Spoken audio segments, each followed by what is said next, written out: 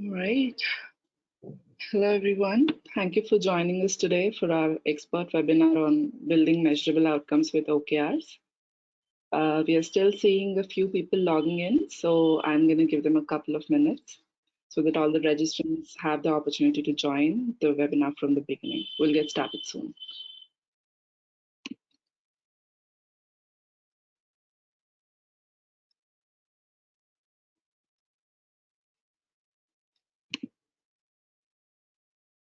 For all the attendees who are already here, I'd request you to hang on till the end because we have an exclusive offer that you're really going to like. And feel free to drop in your questions in the questions panel. They will be answered at the end in our Q&A session. Please utilize this opportunity to ask any questions you have related to OKRs and building outcomes.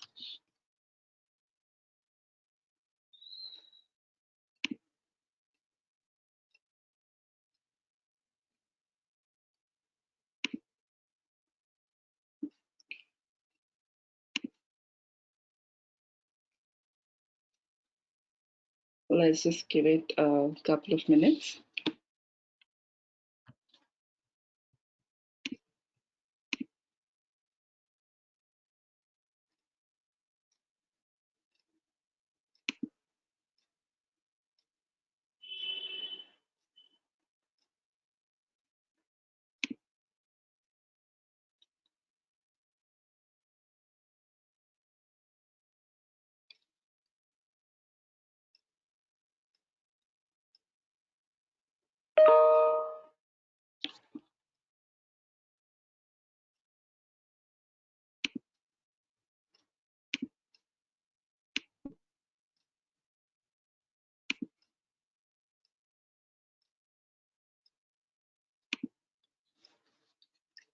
Okay, we're going to go ahead and start the webinar. Thanks everybody for joining in. This expert webinar today is hosted by Unlock OKR. Unlock OKR is a product of InfoPro Learning, which is in business of transforming organizations for over 25 years. My name is Rovia Sheikh, and I am the marketing manager at Unlock OKR. And let me introduce you our featured speaker, Dr. Jessica Brown, OKR coach and AVP of Workforce Performance at Unlock OKR. Jessica earned her doctorate in organizational and leadership development and is a skilled OKR coach. She has extensive experience working with organizations and leaders to create, promote, and deliver solutions that support the organization's vision and mission. Jessica's work has always been focused on meeting the strategic needs of the organization. As a consultant, she has served organizations by designing and delivering successful programs in aspects like strategic planning, leadership development, team building, diversity, communications, change management, performance management, succession planning, and talent management. As an OKR consultant, Jessica supports and helps organizations to learn, plan, and align OKRs, gain commitment on the OKR framework, as well as coach on OKRs and develop OKR champions. With that, I'll let Jessica take over the session. Welcome, Jessica. Hello, everyone. Thank you so much for taking the time to join us for this webinar today. I wanted to come on camera for a couple minutes to say hello. I think it's a little easier with the PowerPoint to not share it, but I wanted you to be able to see my face and be able to connect today so that we can learn a little bit more about OKRs, but more importantly, building measurable outcomes and just using OKRs to do that. So if we were to think about today, what we really want to make sure that you take away is kind of understanding where you might be struggling, especially in the regards to strategic performance, and how measurable outcomes are very important in helping us get to where we want to go. When we think about creating measurable outcomes, OKR is a great framework that's been popularized more recently, but has been around for years in helping organizations strategically plan, but more importantly, actually begin to execute more effectively. And then lastly, we'll talk about some practical examples, give you a chance to try on your OKR creation hat, and then talk about some final tidbits to make sure if you're thinking about OKRs, some pitfalls to avoid. So when we think about strategic performance and strategic execution, what we find is there's a big gap. We tend to really get excited about where we can go in the future, our vision, our mission, many times our 5-year plan. But usually what happens is after that long haul of planning, there might be a spike of execution, but generally operation starts to take over and we get back to the day-to-day. And why does this happen? Because we have so many priorities. Many times they're competing for our time and resources. We don't always have the clarity on accountability and who actually was supposed to take charge of what piece of initiative. We aren't always spending time working across groups and across roles to really make sure we have alignment. So we have organizations experiencing a lot of siloing, where people are tunnel visioning and working majority on their work alone. We don't always have a clear measure of success. We have a general finish line, but many times we haven't pulled out the ruler and defined the metrics clear enough to know that we've hit that finish line. Many times only the top tier of our organization really knows about the strategy. So if we were to bring in some statistics, about 50% of executives at the top level truly can remember the organization's strategic priorities, whereas only about 13 to 18% of frontline employees can really discuss that strategy. So there's a big disconnect between the top and the bottom of the organization. And lastly, there's limited attention paid to results over the long haul. So when we're tracking results, even if we have results, we're tending to do it long term and paying attention, well, what did we achieve this year on our 1-year plan? So we want to take some time, since we've got everyone on the call, to ask you to take a poll and let us know which of these, you can check as many that apply, but which of these main ones do you find your organization experiencing? So you'll be asked to take a poll. We'll take a couple minutes and then we'll close it.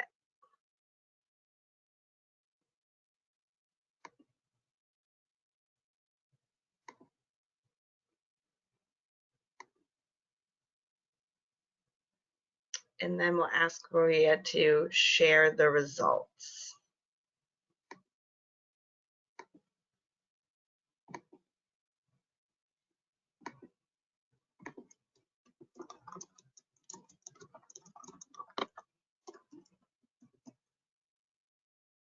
All right.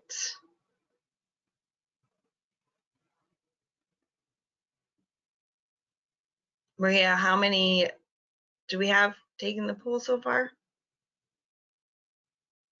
Yes, 1 second. I'll just show the results.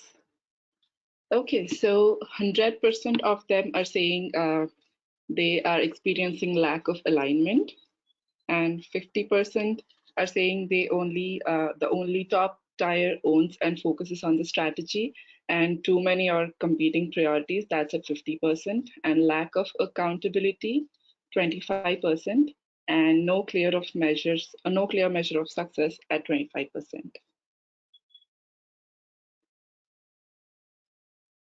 Great. So as we can see, many of us across the board are experiencing an array of these. From, everyone sounds like they're experiencing a lack of alignment, which can be difficult with the amount of time that we have and pressure constraints.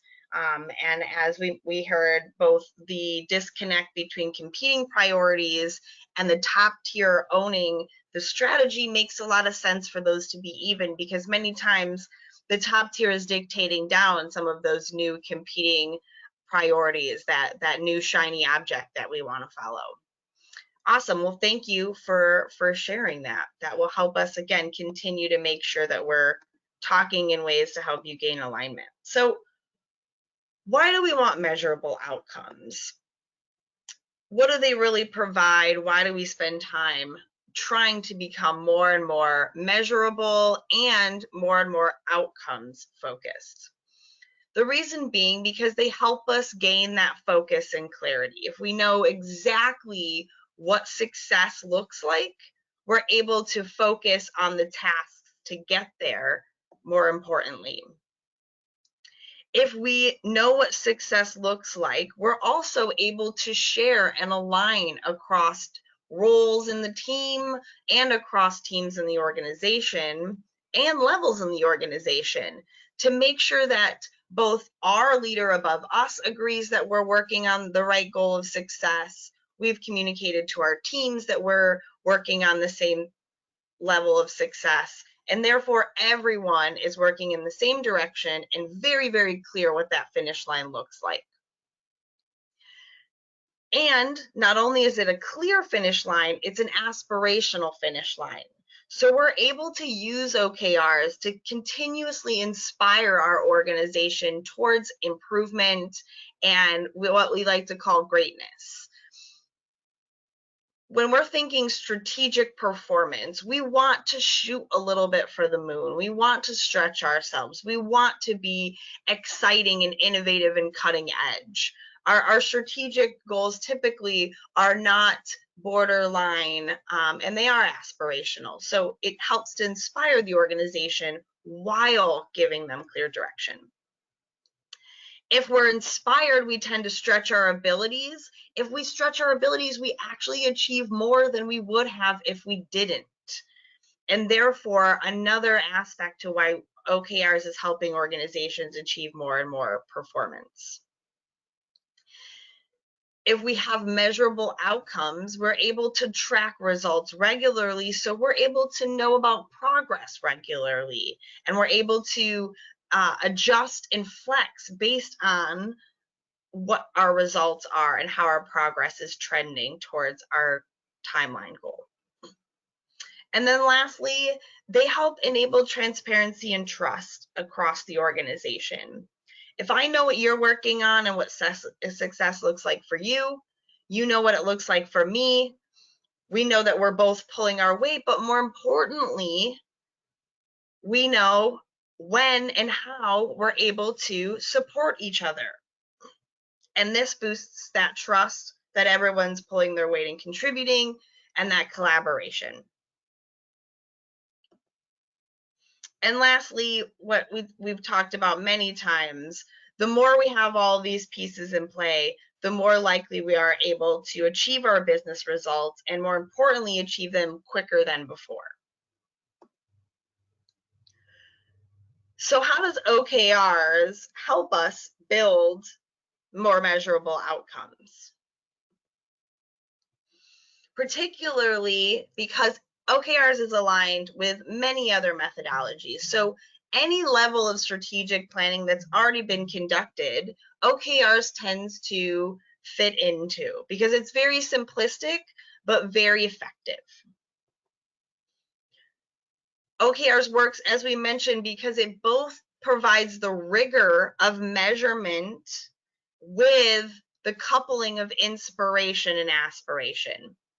So not only are we getting clarity and focus, we're empowering our people to do the tasks they know, and we're inspiring them because they know that how they contribute to the big, exciting future of our organization, not just their operational day-to-day work.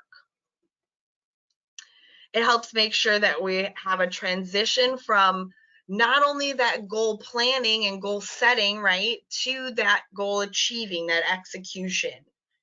This is a big piece, again, that OKRs plays, is not only does it come with a great planning structure for that inspiration and measurement, it also brings in those success factors of how to continuously execute on your strategic plan.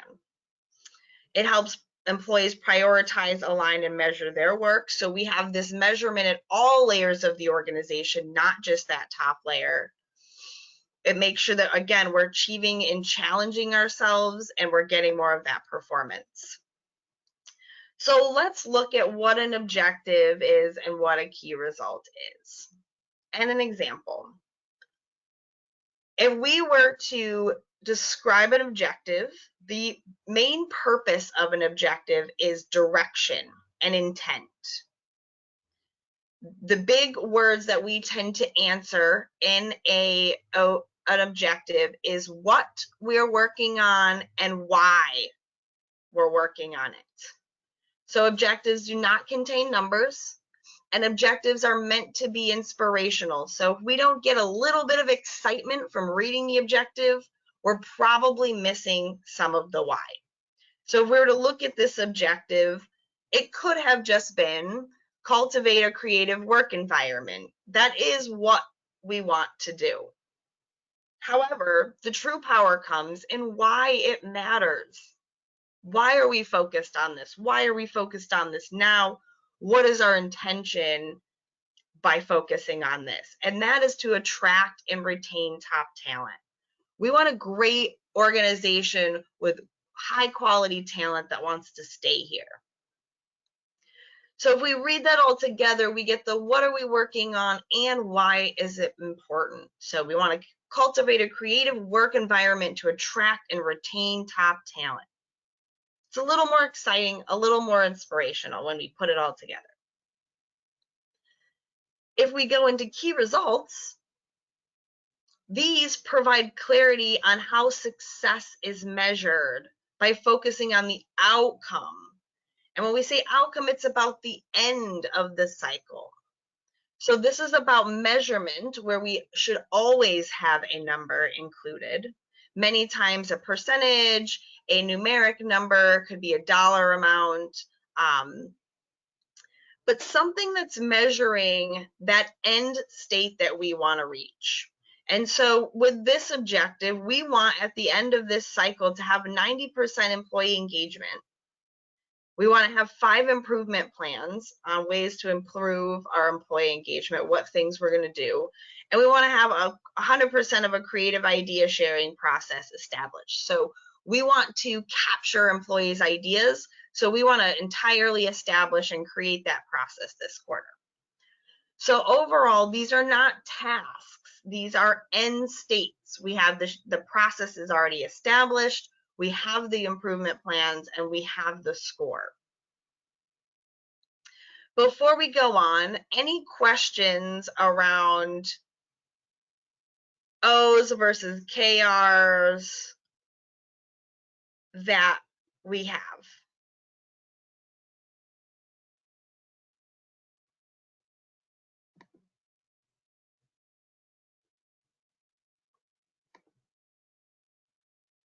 Okay,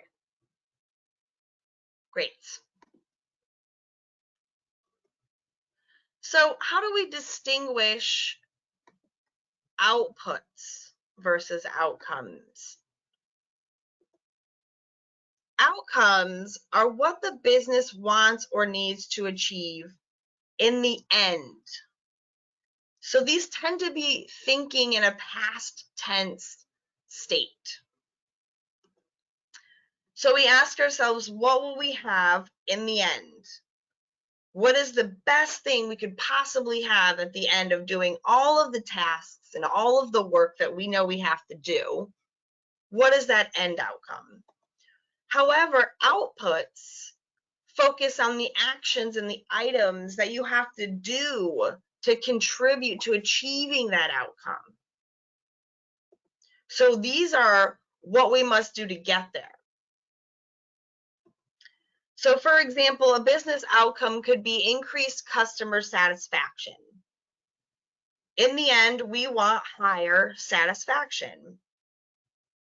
Particularly in a key result, that would be a number of satisfaction. We want a certain score of satisfaction. However, one of the outputs might be creating or implementing a responsive online ordering system. And so this is a task or an action that needs to be done that will produce the outcome that we want. So if we were to think, I think we've all probably maybe had a moment of New Year's resolution where we jumped on the train and wanted to be healthier or lose weight. In a simple example, the goal is not to lose 20 pounds and work out, once a week. Those are the outputs. The outcome is you've already lost 20 pounds. So you're 20 pounds lost. You've had 12 weeks of working out, you've had certain amount of hours working out. You've had certain amount of pounds lost. So thinking that past tense all the way at the end of the quarter and looking back, what would we have? That's how we really get to outcomes.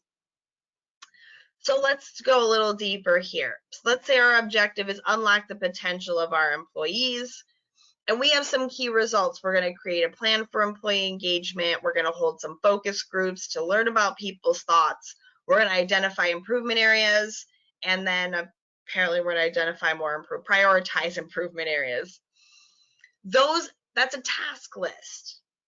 When we're empowering employees to do what they have been hired to do, the role we know that they're capable of doing. As leaders and as employees, we want from our leaders clarity on that outcome that we want to produce, because we can make the plan to get there. So when we look at the more outcome-based, we would have 100% of employee engagement plan created.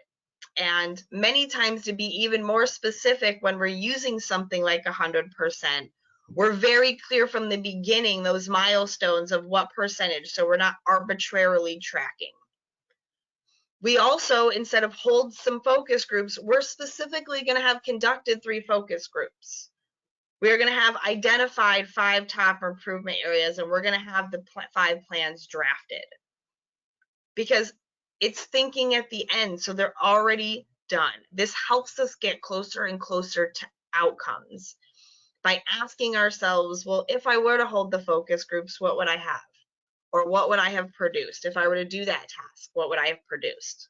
That's the main question that we continue to ask ourselves to get closer and closer to outcomes.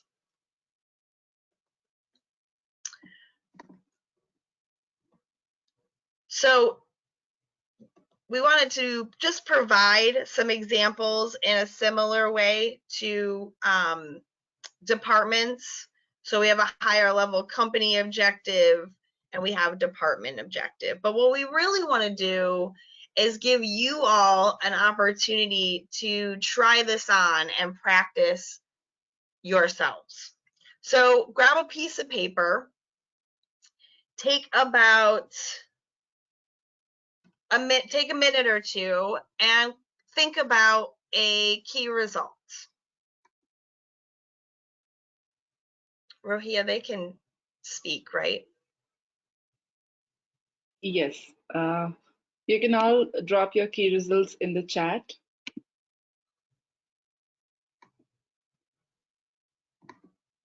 And Jessica and I can see them. So let's just share a few ideas. Take a stab at it. We can't mess up here.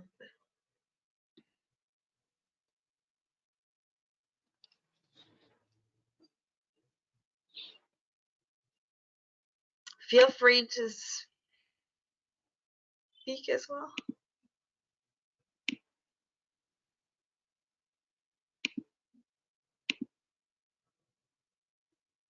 Anyone want to take a stab and try it out? We're here to learn.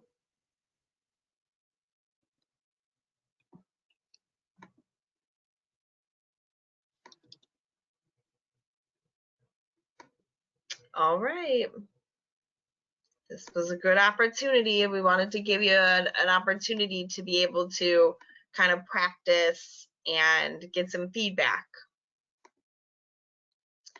But we'll scoot right along and we'll talk about why we think OKRs is really great for success. And we know that when we implement and adopt OKRs, we really tend to get these 4 elements that we end up calling superpowers. We get more focus. So instead of having those competing and too many priorities, we get very crystal clear on how we're strategically contributing. And we make sure to keep it narrow and focused so that we're not overwhelmed. OKRs helps us make sure the process itself gains that alignment. So it's about having the right conversations. And when we work with our clients in OKRs, we make sure that we're having the right conversations and teaching them how to create this process and rhythm so that they can be successful.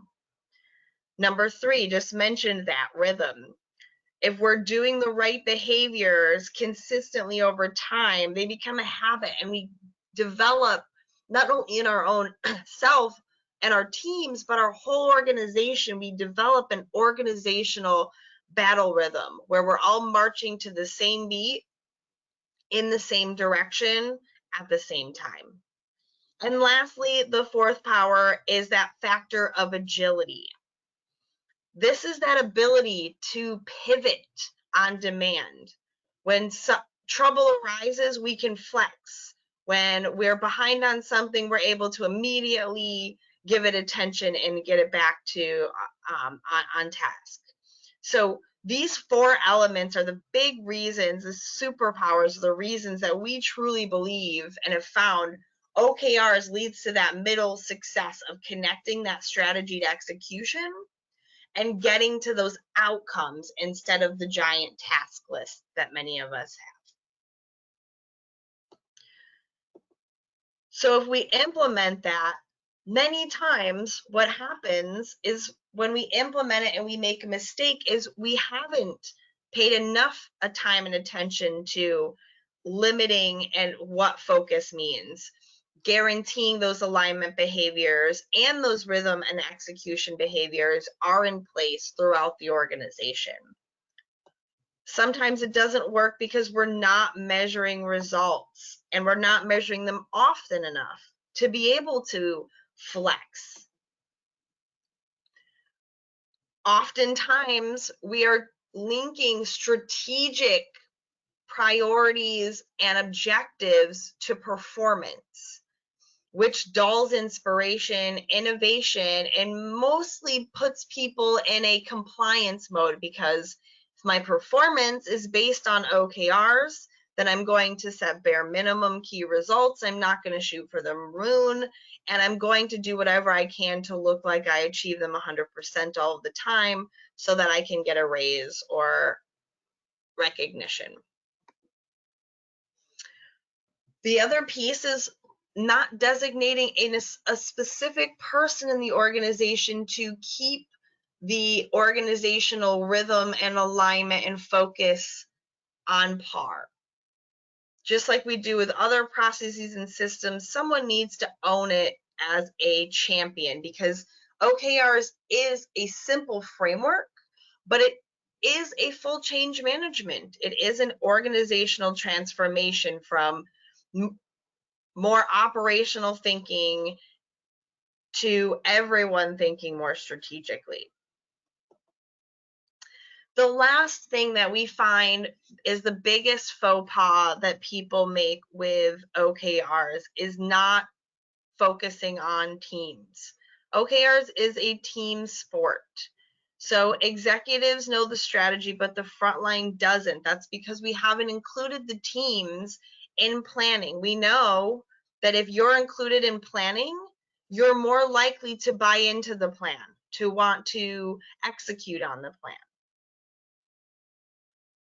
If we take the big plan and we capture each team's contribution, that helps us take this big, long-term, seemingly impossible plan and make it into smaller, sizable chunks based on roles and time, which helps us achieve more quickly. We help everybody understand how they're contributing to the whole, as well as how they're contributing individually.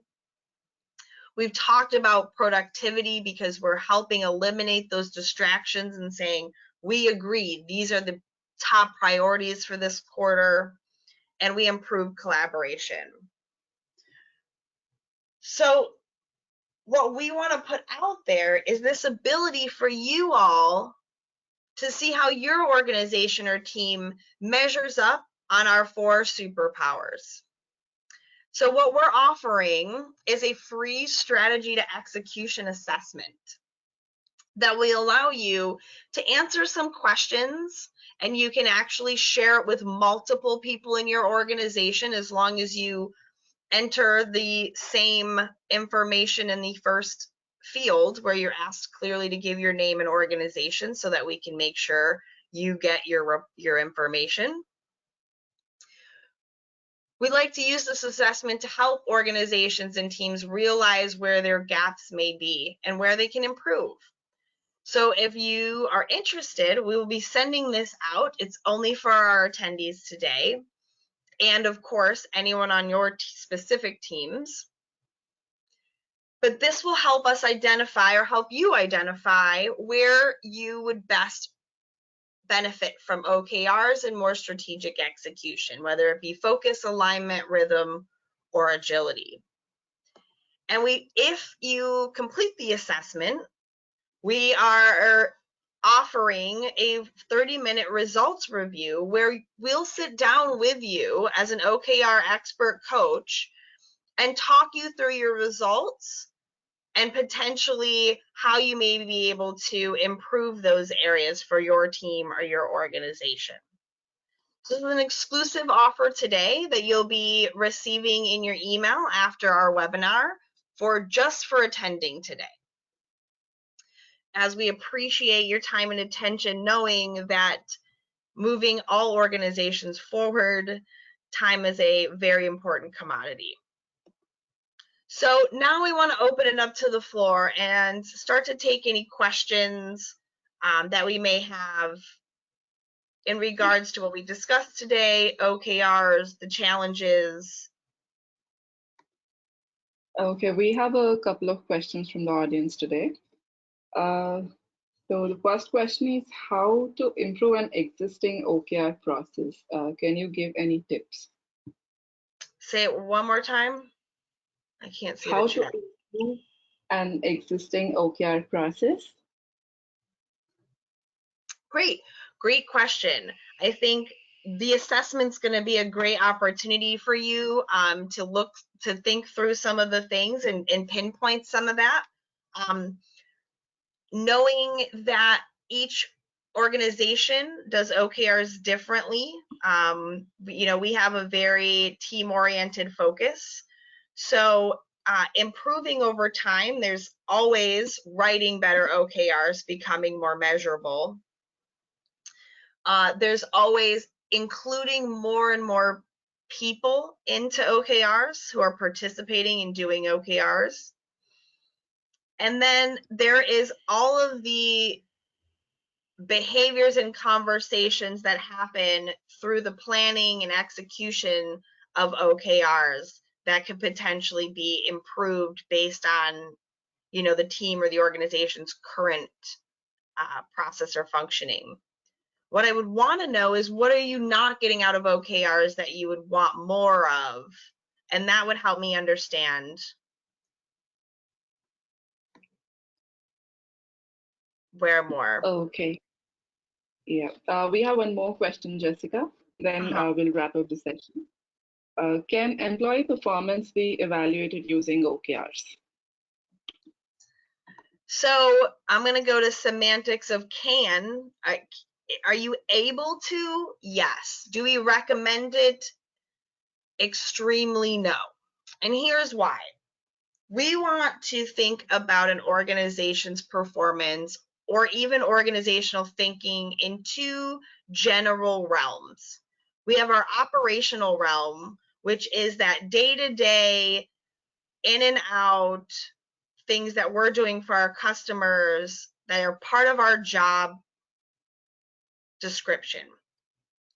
This operational level is your KPIs. This operational level is if you do not perform these metrics, we can and will fire you.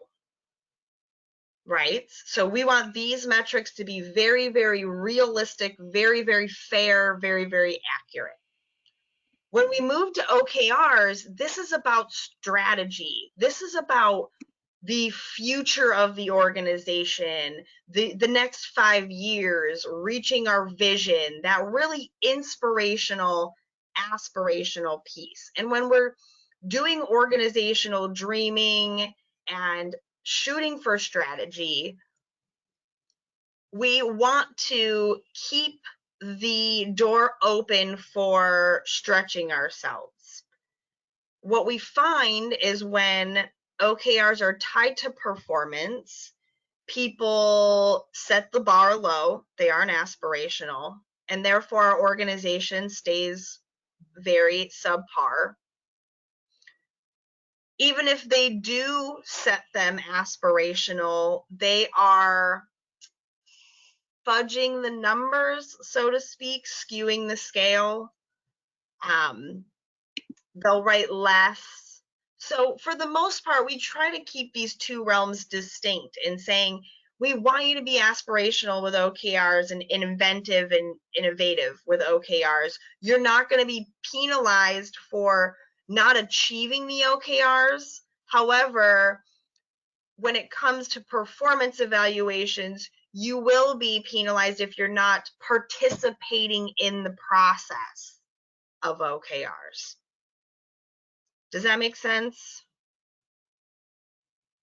Yes, thank you so much, Jessica. I think this answers the question. Does anyone else have any questions? Please type into the questions panel.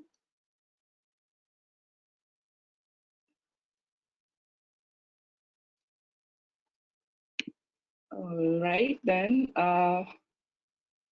This was a very insightful session, Jessica. Thank you so much. Yes, And thank you, everyone. thank you, everyone.